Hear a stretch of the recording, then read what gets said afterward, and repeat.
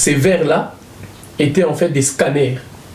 Lorsque l'initié ou l'encadré à l'époque portait le masque en question, il avait la possibilité de voir comme les scanners actuels. Vous voyez à quelle décennie on avait... Ça veut dire que les Africains connaissaient les scanners avant. Des siècles à quel avant siècle on avait accès à cette technologie?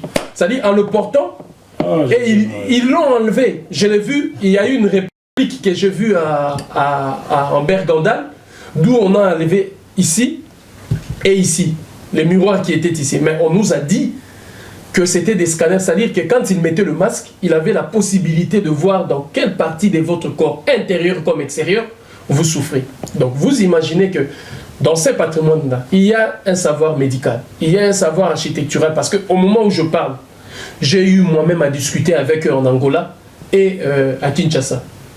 Les architectes italiens qui vont vers le masque Bamoun, le masque Pendé au Congo, et à Brazzaville, dans le deux Congo et au Gabon, et qui s'inspirent de ça pour faire des formes des bâtiments et des immeubles qu'on voit aujourd'hui pullulés partout.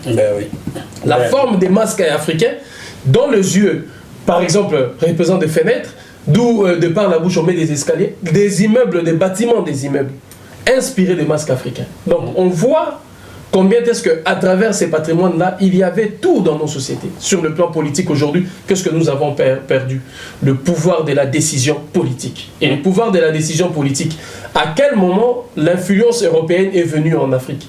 C'est lorsque les autorités locales ont été bannies. Et comment est-ce que les autorités locales ont été bannies? C'est en brisant le socle culturel et spirituel du pouvoir sur lequel ils étaient assis. Et en imposant les religions. Les religions. Et c'est ça qui a insufflé notamment d'abord les religions, parce que l'église catholique à l'époque on voit le rôle que jouait la chrétienté. Après, il y a eu de loges occidentales qui insufflent cette influence en créant des dirigeants qui sont subordonnés à cela. Parce que le socle sur lequel nos dirigeants étaient assis a été détruit. Parce que ces socles-là nous permettaient quoi? La décision rentre dans ton environnement immédiat et lointain. C'est-à-dire qu'avant de prendre une décision, tu ne peux pas vendre une terre d'où tu sais que tes ancêtres, il y a 600 ans, étaient enterrés là et qu'ils faisaient tel rituel là. Aujourd'hui, les Zimba, les cas choquants des Zimba en Namibie.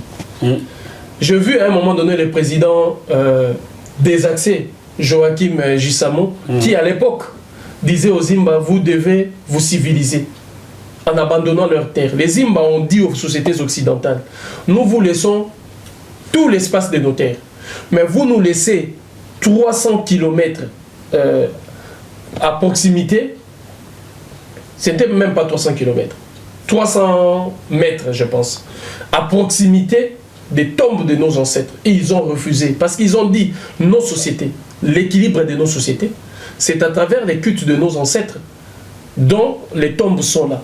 Mais ils ont voulu, au nom d'une prétendue civilisation, et créer leurs entreprises de production ou d'exploitation, de chasser cela. Vous voyez les déséquilibres, mais demain quand tu auras des maladies, quand tu auras des déséquilibres psychologiques et mentaux, qui va soigner tout ça? Les médecines occidentales ont démontré leurs limites sur ces questions. Qui va soigner tout ça? Vous voyez comment on est en train de nous arracher dans cet équilibre. Donc voilà pourquoi notre démarche et la manière dont nous agissons contribuent à réparer tout ça et à poser des actes qui vont réparer tout ça, afin qu'il y ait une logique, une suite logique dans nos actions et dans la manière dont cela nous sera restitué.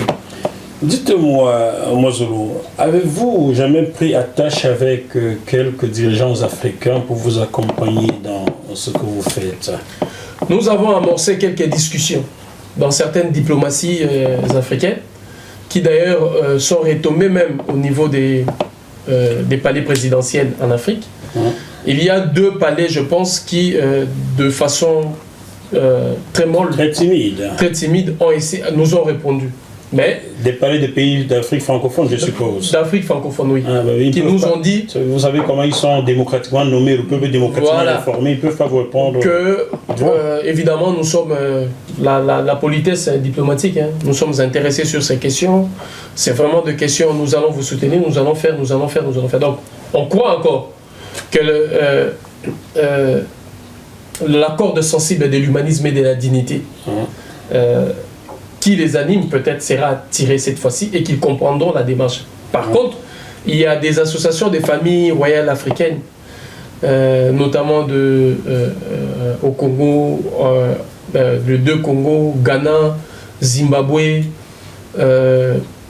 Cameroun, Gabon, qui nous ont accordé leur soutien et qui de manière officielle écrite. D'ailleurs, c'est la pièce que nous allons produire lorsqu'on fera votre appel de la décision, vous condamnant la politico-dissuasive. Politico-dissuasive. Donc, nous allons nous appuyer sur ces documents-là. Donc, ce sont ces familles-là qui nous ont ouvert leurs portes. Beaucoup des associations africaines d'ici et là, Togo, Bénin, Ghana, Côte d'Ivoire, Cameroun, en RDC, se sont justement manifestés pour nous soutenir et nous accompagner dans cette voie. Donc voilà de quelques... Bien évidemment, il y a des institutions même, je dirais, occidentales, en Angleterre, aux États-Unis d'Amérique, qui, eux, ont mis de budget justement pour défendre toutes les personnes qui sont criminalisées et qui mènent la lutte pour la restitution des œuvres d'art. Mais je suis sûr qu'il n'y en a pas en France. Hein. Non. C'est là m'aurait étonné. Hein? C'est dans l'autre sphère là qu'on trouve... c'est les anglo-saxons. Voilà, c'est cet état d'esprit d'ouverture d'aller dans ce sens. Ben voilà. En France, lorsque vous êtes africain, vous revendiquez, on vous trouve toujours une certaine victimisation, excès de victimisation. Voilà, c'est pourquoi pour aller au-delà de cette victimisation, on a trouvé qu'il fallait notamment ne pas demander l'autorisation et la permission aux voleurs et aller récupérer ce qui nous appartient. Très bien. Waouh, ça c'est formidable ça. La France a trouvé un argument de force pour traîner les pieds en ce qui concerne vos demandes de restitution de ces œuvres africaines. Elle invoque stratégiquement l'absence de musées dignes de ce nom en Afrique. Pouvez-vous nous donner votre analyse sur ce point, mais aussi et surtout nous dire où en sont les travaux des musées sur le continent africain? Déjà sur ce point-là même, c'est une fausse route qu'ils sont en train de faire. Il y a près de 500 musées en Afrique répertoriés, des musées modernes. Sénégal. J'en ai vu à Tchang, par exemple, construit par la route des chefferies. Mais voilà, il y a près de 500 aujourd'hui que nous avons répertoriés et qui peuvent recevoir, je précise, les pièces de 3e, 4e et 5e catégorie. Parce que c'est ce que les nations occidentales doivent comprendre. Nous n'allons pas nous refaire l'idiotie culturelle qu'ils ont fait, d'aller enfermer nos énergies spirituelles et culturelles dans des musées. Il y a des pièces notamment dont j'ai dit qui ne peuvent plus être réanimées. Je vous parle de la pièce Nekoukou. Nous avons parlé avec le chef du village de Kikuku à Boma, en République démocratique du Congo, vers l'ouest. Il nous a dit qu'il peut encore raviver et faire revivre la statue de Nekoukou. Mobutu l'avait demandé en 1973, il a essuyé un refus. Ah, il a au moins fait quelque chose de bien, ce type. Il a au moins fait ça. Et la dernière demande de restitution remonte en 2016. Un refus encore du chef du village. Là, c'était Kabila. Non, le chef du village de Kikuku, lui-même qui l'a demandé. Je voulais trouver quelque chose de positif à Kabila. Non, vous aurez du mal. Donc, il y a notamment, dans cet environnement, c'est pourquoi j'ai disais l'appartenance collective. Parce qu'il y a des villages, des agglomérations qui le demandent. Et quand on est dans un village, il y a une sagesse venue du Dahomey qui dit « Le coq a un seul propriétaire, mais il chante pour tous les villages ». Voilà ce que les nations occidentales ne comprennent pas. D'accord. Le coq a un seul propriétaire, mais il chante pour tout le village. Vous savez, le coq français, dans les campagnes ici, il y a des procès parce que le coq a chanté pour tout le village. Voilà, cette pensée unique qui ne comprennent pas nos cultures et la diversité et la richesse de nos cultures. Voilà pourquoi on leur dit nous n'allons pas refaire l'idiotie culturelle de les enfermer dans des musées. Il y a des pièces justement dont la symbolique était peut-être plus esthétique, qui est plus socio-culturelle, politique ou spirituelle ou religieuse, qui seront exposées dans ce sens. Mais les autres vont répartir dans la réintégration dans nos vies et dans nos quotidiens. Trouvez-vous normal que la France ose même imposer qu'il y ait des musées en Afrique avant de restituer quoi que ce soit? C'est ce comportement paternaliste et insultant que la France ne veut pas se défaire. Et c'est ce qui est énervant et révoltant. Parce que c'est la France qui trouve ce qu'il y a de mieux pour l'Africain, qui sait comment le faire en mieux et comment vous devez agir. Et c'est ce qui est insultant. Là, ça signifie quoi? on nous dénie toujours cette dignité humaine, cette capacité des raisonnements et des réflexions propres à nous-mêmes. Vous savez, c'est la France qui parle au nom des Africains à l'ONU. Comme si je ne pouvais pas parler à mon nom, comme si vous ne pouvez parler à votre nom, quoi. Voilà. Hein, vous avez un enfant au monde, il a grandi, votre fille à quel âge? Elle a 20 ans révolu. Elle fait des études supérieures. Est-ce que c'est vous qui parlez encore à son nom aujourd'hui? Je ne parle plus à son nom, elle parle à son propre nom, et même elle m'a conseillé de rentrer dans le combat. Donc, depuis 3 ans, là, je suis dans le combat à cause de ma fille. C'est elle qui m'a fait rentrer dans le combat. Donc, pendant ce temps, la France attend encore. La France préfère toujours instaurer l'instabilité en Afrique pour mieux régner. C'est pas normal. Ils vont bien te dire que Jackie Moifo n'aime pas la France. Et faites attention, je viens d'être accepté à la SACEM là. Et mon premier titre en tant qu'auteur-compositeur est intitulé J'adore Paris. C'est ce que vous écoutez en introduction, en générique dans mes émissions. C'est J'adore Paris. Voyez-vous, j'aime la France, j'adore Paris, mais je demande la justice. Comme tout le monde, n'est-ce pas? Ou bien je travaille pour qu'il y ait de la justice. Au-delà de mon rôle de journaliste, je suis africain, moi. Et même si je voulais pas l'être, la couleur me le rappellerait rapidement. Voilà, passeport biologique. Passeport biologique. Alors, le combat que vous menez, Ouazulu, est jugé louable par beaucoup de personnes. Hein. J'ai reçu, quand j'ai annoncé venir ici, j'ai reçu pas mal de choses. Hein. Vous faites honneur au continent longtemps pillé. Voilà les mots que j'ai reçus de vous. Hein. Et j'ai lu aussi sur des réseaux sociaux. Voilà. Vous faites donc honneur au continent longtemps pillé, chosifié et vilipendé par l'Occident. Menez bien cette bataille n'est guère facile. Tout à fait. On en est bien conscient, les gens le disent. De quoi auriez-vous besoin pour faire passer votre message au niveau national, dans chaque État en Afrique, et au niveau international? De quoi avez-vous besoin aujourd'hui?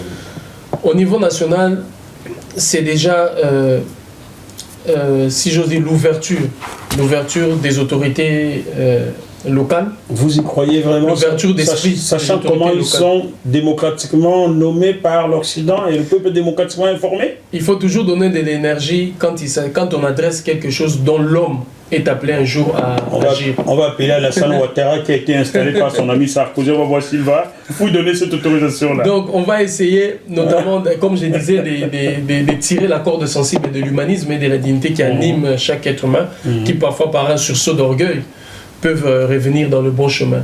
Il faut qu'il y ait l'ouverture d'esprit de ces autorités locales. Nous voulons assez que les jeunes étudiants, nos pères et nos mères, nous soutiennent dans cette démarche. Parce que ce n'est que lorsque cette revendication sera portée de façon populaire, quelle que soit leur croyance aujourd'hui, mais qu'ils comprennent la nécessité qu'il y a pour nous d'avoir accès à notre héritage culturel.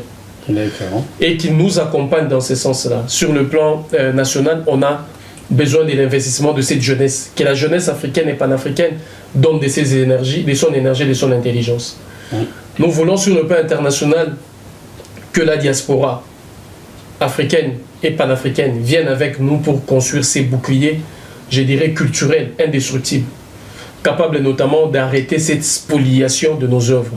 En rejoignant ces mouvements, comme nous, en permettant, comme vous êtes en train de le faire, tout ce qu'il y a comme support médiatique, tout ce qu'il y a comme support de communication, pour que l'écho puisse être entendu au plus loin de là où nous ne sommes pas capables, nous, d'arriver et de toucher. Il faudrait que cette diaspora comprenne. D'ailleurs, elle est mieux placée pour voir que le détachement à son socle culturel et identitaire, c'est la conséquence de cette humiliation dont nous vivons. Et qu'il serait, nous avons vu l'importance que les nations européennes et occidentales accordent à leur culture, au symbolique, au symbolisme, au symbole, à l'histoire ancienne. Et cette diaspora est mieux placée pour que leur rapport sur le plan juridique, leur rapport sur le plan... Parce que quand le procès va s'ouvrir contre Kebonli, contre l'État français, il faudra des spécialistes des différentes questions. Il faudra ces Africains-là qui seront capables de démontrer devant la face du monde les blessures psychologiques qu'on ne peut pas palper, que nous avions, nous, subies par rapport à ces actes-là. Il faudra ces Africains-là... Que nous subissons toujours. Que nous subissons toujours. Pas fini. Voilà, qui seront capables sur le plan économique de démontrer les pertes et les manques à gagner que cela a fait subir à l'Afrique. Il faudra ces Africains-là qui seront capables de démontrer sur le plan du droit, dans ces différentes facettes du droit, de démontrer ce que l'Afrique a perdu. Donc, nous avons besoin de cette diaspora qui se joigne à nous pour qu'ensemble, dans leur soutien, dans leur détermination, nous y allons et qu'elle soit prédisposée. À chaque fois que nous allons avancer, changer des stratégies, des appels qui seront lancés, qu'elle réponde présente pour que nous puissions gagner cette bataille, parce que c'est la reconstruction de notre identité et une façon pour nous de redorer les blasons ternis de notre culture qui souffre des vocabulaires insultants, humiliants et dénigrants venus tout droit du dictionnaire colonial. C'est bien, hein? Ça doit, vous aimez le football? Oui, j'ai joué quand j'étais jeune. Vous jouez à quel poste? J'étais avant-centre, comme Samuel Eto'o. Vous avez marqué beaucoup de buts? Oui, j'étais un buteur. Samuel Eto'o. C'est mon petit frère du quartier, hein, Samuel. D'accord. Hein. On est nés ensemble, on a joué ensemble, hein, même si je dis des conneries aux gens qui disent voilà, c'est des conneries. Enfin, ne me voit voilà. Vous avez regardé le match de l'équipe de France hier soir? Non. Mais vous savez au moins qui a marqué le but? Le but de la victoire? Non, comme je n'ai pas suivi, je n'ai pas eu même l'info. Je ne savais même pas qu'ils ont joué hier. Je vais donc vous informer. C'était Kylian Mbappé. C'est lui qui a marqué le but de la victoire. Hein? D'accord. Mais attendez, quand ils gagneront la Coupe du Monde, vous verrez à l'Elysée, on alignera les blancs devant et les noirs seront au fond. Derrière. Comme d'habitude. Comme toujours. Et lorsqu'il ne sera plus dans la performance actuelle, on donnera leurs nationalités, leurs origines. Camerounais, Algériens. Quand ils ne marquent pas de but, si quelqu'un en doute, prenez. On l'a vu avec Yannick Noah, avec. Yannick Noah, c'est loin, vous n'étiez même pas né. Attendez, je vous donne un exemple. En 2000, la finale de l'Euro 2000, vous étiez déjà là. Hein, vous étiez déjà là. Lorsque l'Italie menait la France par 1-0 jusqu'à la 89e minute, feu Thierry Roland avait donné les origines de chaque joueur de l'équipe de France. David Trezeguet, c'est français, mais oui, il est juste né à Brest, il est argentin. Patrick Vieira, c'est sénégalais, il est né quelque part. Sylvain Wiltord, antillais, oui, ça c'est l'Afrique. Feu Thierry Roland avait donné les nationalités tout le monde. Mais dès que ce Wiltord avait égalisé à la 90e minute, il était devenu français. Comme par hasard. Voilà l'hypocrisie. Et puis, c'est toujours comme ça. Et puis, pour M. Noël Le Graët, il n'y a pas de racisme dans le football français. M. Noël Le Graët, c'est une honte. Ils font le racisme à tous les niveaux. C'est pour ça que vous vous battez pour la dignité. Tout à fait. Ce serait bien que certains... Pour réparer tout ça là, pour qu'on nous regarde autrement. Et que l'on comprenne l'équilibre de choses, cette maladie de la supériorité automatique dont ils souffrent, peut-être qu'ils en seront guéris.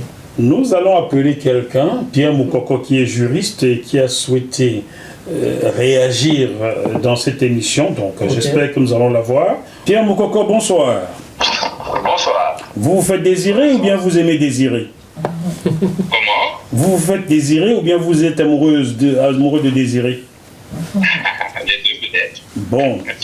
Pierre Moukoko, bienvenue dans le bœuf politique. Vous êtes en télétravail aujourd'hui, c'est la raison pour laquelle vous n'êtes pas sur ce plateau.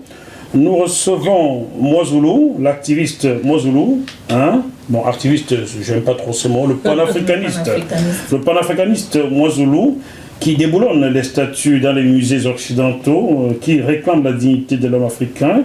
Il est accompagné par Général Marcel Amazon France, et nous avons besoin de vous pour nous éclaircir sur 2-3 points, mais avant, je vous laisse dire 2-3 mots à Mwazoulou et à Général Marcel.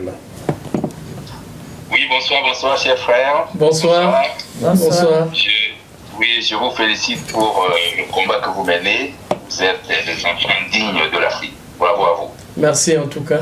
Merci. C'est pas évident, il faut s'organiser, surtout juridiquement, parce que la France est un état de droit. Oui. Pour s'attaquer entre guillemets à la France, il faut le faire juridiquement et démocratiquement. Voilà. Okay. C'est la seule voie qui compte.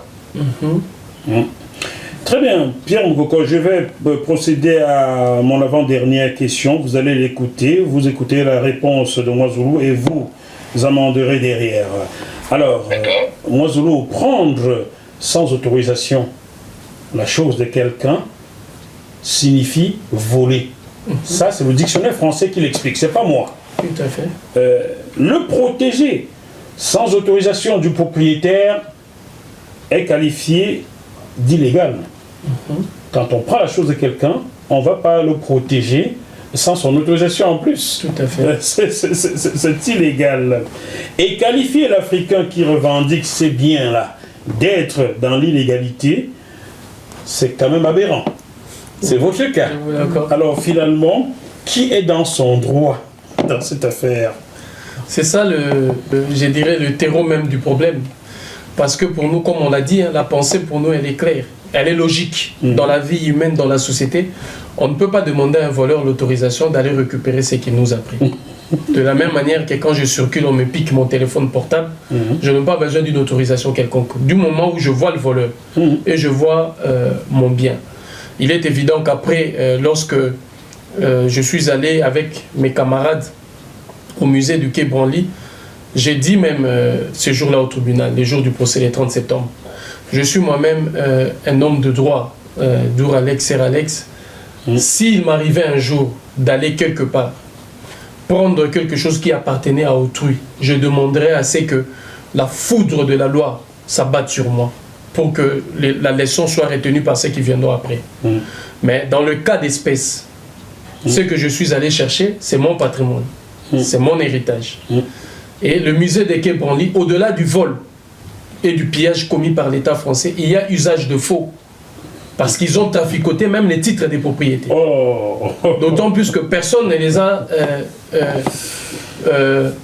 donné cela. Donc, nous sommes, nous, dans notre droit. Parce que la France a reconnu. La France a dit par la bouche de son porte-parole officiel, son président de la République, commandant suprême des forces armées, ces armées-là qui sont allées piller parce qu'ils étaient deux militaires, des commerçants, des scientifiques, des hommes politiques, des religieux, qui sont allés ensemble piller. Même des religieux. Même des religieux. Au nom de Dieu, ils ont volé. Ils ont volé parce que écrit dans leur Bible, c'est là qu'on voit aujourd'hui même ce qu'ils ont appelé de musée des missions. Donc la mission était allée les voler justement pour après, au moment où, d'ailleurs, il y a des pièces, c'est bien spécifié en Hollande, au moment où ils étaient en train, même à Marseille, d'évangéliser les populations. C'est en ce moment-là qu'ils pillaient parce qu'ils disaient « ça c'est de la sorcellerie, jetez ça ». Alors qu'ils revenaient par derrière, ils prenaient. Voilà les résultats, c'est des millions aujourd'hui des recettes de musées occidentaux. Donc nous sommes dans notre droit d'aller réclamer et prendre cela parce que nous avons posé un acte politique. Au-delà de l'acte politique, nous avons posé l'acte judiciaire. Et nous sommes en train de nous préparer pour un acte juridique. C'est-à-dire, nous voulons pousser, au nom de l'éthique, ces sociétés, de légiférer autrement et de reconnaître la faute du législateur parce qu'il a légiféré sur des objets et des effets de vol et de recettes. Pierre Moukoko, vous avez écouté Mozoulou, qu'est-ce que vous voulez répondre à cela? Non. Si on prend appui sur les dispositions du code pénal français, la définition du vol, le vol est la soustraction frauduleuse de la chose d'autrui. Alors, et comme nous savons tous que la majorité des 90 000 œuvres africaines qui se trouvent dans les musées français, le Louvre et le musée Chirac, Branly, ont été ramenées en catimini en Occident par les colons. Alors, autant dire sans tourner autour du pot que ces pièces ont été volées. La question qui se pose aujourd'hui, c'est qui le voleur? C'est qui le voleur et c'est qui la victime? Donc moi je pense que cette question est fondamentale. Pour être propriétaire d'un bien, il faut le détenir de bonne foi. Il faut avoir un titre de propriété. Les Occidentaux ne peuvent pas s'en prévaloir, puisque volant, ils ont pillé, ils ont volé. Ça, il faut le dire, ils ont volé. Bon, ceci dit, nous sommes dans un état de droit, comme je l'ai indiqué tout à l'heure. Actionner, aller s'accaparer de ces biens-là, qui appartiennent à tous les Africains, pourquoi pas? Il y a quand même un principe, nul ne peut plaider par procureur. Il faut impérativement que ces frais s'organisent peut-être un peu plus et s'attaquer juridiquement à cette affaire-là pour pouvoir avoir gain de cause. Nous savons aujourd'hui que le Bénin, le Sénégal et d'autres pays ont fait une demande officielle à la France. Ça est en train de bouger un peu. Le Bénin va recevoir, je crois, 26 pièces bientôt. Récemment, en 2019, le Premier ministre français, l'ancien Premier ministre, a remis au Sénégal une pièce importante. On en a parlé dans l'émission, Pierre Moukoko. Voilà, donc ce que je veux dire, c'est que la démarche est louable, elle est intéressante. Bon, est-ce que c'est la meilleure des voies? C'est une bonne question parce que en face, la France fera valoir le droit. Et c'est dans ce sens, c'est là où il faut aller pour voir éventuellement si votre démarche peut prospérer. Juridiquement, j'entends. Juridiquement. Voilà, donc la démarche aujourd'hui n'est pas seulement avec la France. Vous savez, il y a en Allemagne, il y a les Namibiens qui exigent la récupération de pas mal de pièces, même au Cameroun, tout à fait. Donc c'est une démarche internationale, enfin je veux dire plusieurs pays d'Afrique réclament. Très bien, Pierre. Encore une fois, cette démarche, il faut y aller. C'est la preuve que les Africains ont changé, c'est la preuve que les Africains ne veulent plus qu'on les piétine, et la récupération de ces biens de nos ancêtres africains est tout à fait légitime. La France le sait. Il faut s'organiser. Alors, de là à poser, vous assigner, c'est quand même extraordinaire. Mais bon, ils sont dans l'état de droit. C'est pas les éléments du dossier, mais c'est quand même... c'est gonflé, voilà. Très bien. Merci beaucoup Pierre Moukoko. Merci beaucoup et bon télétravail. Merci beaucoup. À bientôt. Bon courage aux frères. Merci beaucoup. Je vous autorise, à communiquer mon numéro de téléphone le cas échéant. Entendu. Merci. Entendu, Pierre. Merci, ça nous sera beaucoup utile. On fera en sorte qu'ils reviennent et vous serez présents, comme ça vous échangerez en ce moment-là. Ce serait le moyen de nous faire revenir, n'est-ce pas? Parfait. Très bien, Pierre. Bonne soirée. Allez, à bientôt. Au revoir. Au revoir. Voilà, Mozoulou, il fallait le point de vue d'un juriste dans cette affaire. Il est juriste d'entreprise ici en France depuis plus de 20 ans, donc il sait de quoi il parle, et surtout, il est l'auteur de ces livres dans lesquels il évoque à la page 213, il évoque ses œuvres d'art africains. Donc c'est une bonne coïncidence, tout à fait. Très bien. Ce livre qui tient sur près de 400 pages, touche beaucoup de points. C'est qui démontre que c'est une question très importante qui touche tous les Africains de différents domaines et toutes les intelligences, les énergies de l'Afrique doivent converger pour justement, ensemble, nous puissions restaurer cette dignité bafouée de l'humain. Bon, à ceux qui nous regardent au sommet de l'État français et à ses patrons, ne l'emmerdez pas, s'il vous plaît, permettez-moi d'être un peu grossier, ne l'emmerdez pas, il n'a rien inventé, tout est dans les archives consignées par les militaires, les religieux occidentaux, il n'a fait que faire des recherches et restituer ce qui avait été écrit par les mêmes occidentaux. Donc je ne comprends pas qu'on l'emmerde dans son entreprise, foutez-lui la paix. Voilà, soyons une fois plus honnêtes. Alors, Général Marcel, pour conclure cette émission, qu'est-ce que vous voulez dire à ceux qui, comme vous, sont dans ce combat?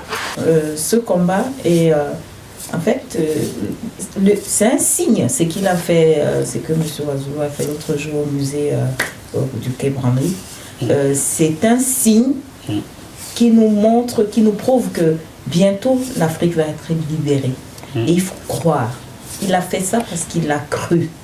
Et si au jour d'aujourd'hui, nous tous, nous levons tous comme un seul homme pour défendre notre liberté, parce que nous vivons encore sous embargo, si nous nous levons tous pour défendre notre nation, nous allons obtenir cette victoire.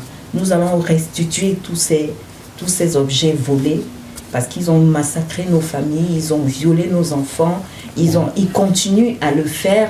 C'est-à-dire qu'ils installent l'instabilité dans nos pays, partout en Afrique, pour pouvoir mieux piller, mieux voler encore, parce que jusqu'à aujourd'hui, ils continuent à voler.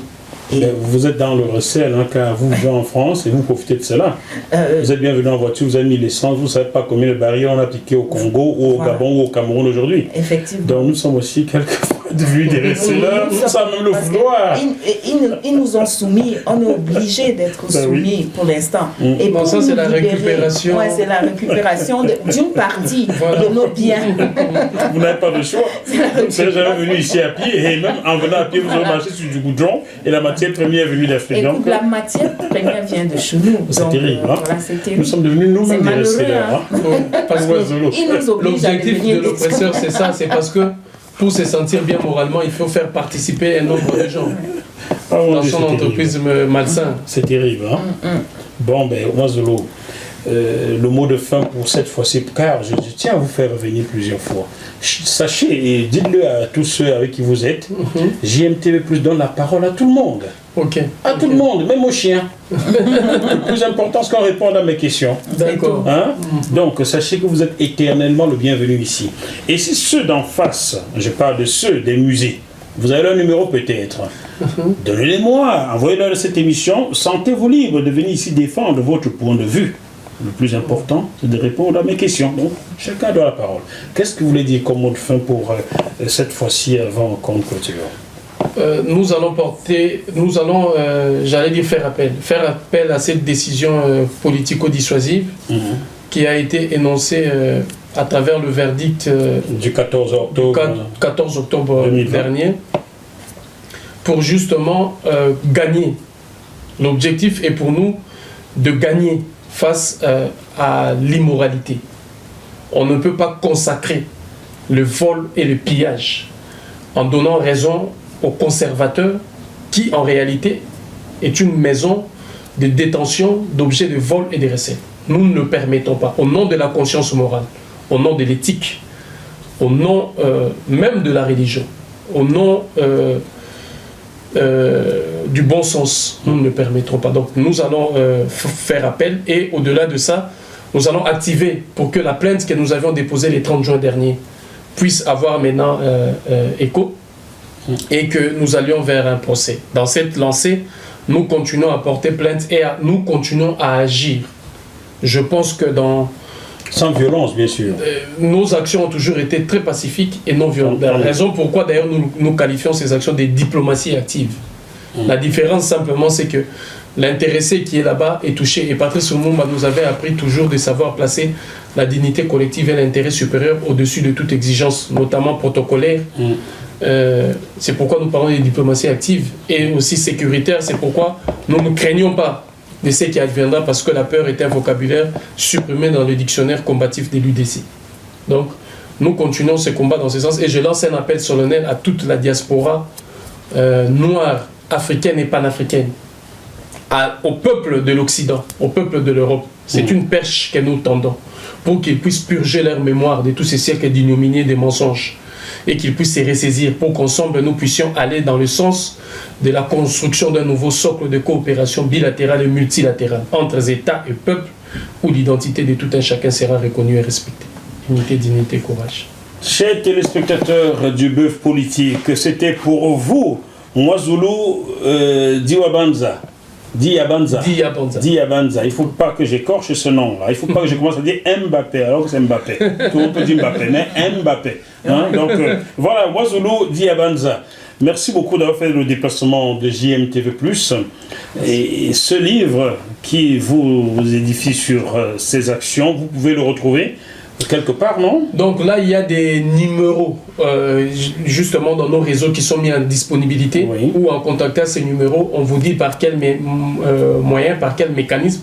Ne vous inquiétez pas, vous n'aurez pas à vous déplacer, on vous le fera parvenir. Très bien, c'est compris. On se retrouve donc sur ce même plateau dans quelques jours avec un autre invité qui sera, je l'espère aussi prolixe, que l'a été Mwazulu aujourd'hui, et une accompagnatrice qui sera comme la générale Marcel. Vous reviendrez, général Marcel, pour vous. Hein? Avec plaisir. Parce que là, c'est ici que je cuisine plus. Là-bas, on est tranquille. Donc voilà. On se retrouve sur ce même plateau dans quelques jours avec un autre invité. D'ici là, malgré la situation extrêmement compliquée partout et le couvre-feu qui va bientôt entrer en vigueur, gardez quand même la banane. Bye bye. Bye bye. Merci Jackie pour l'invitation. Je vous en prie. Merci à JMTV+. Continuez de donner la parole à ceux à qui on la refuse.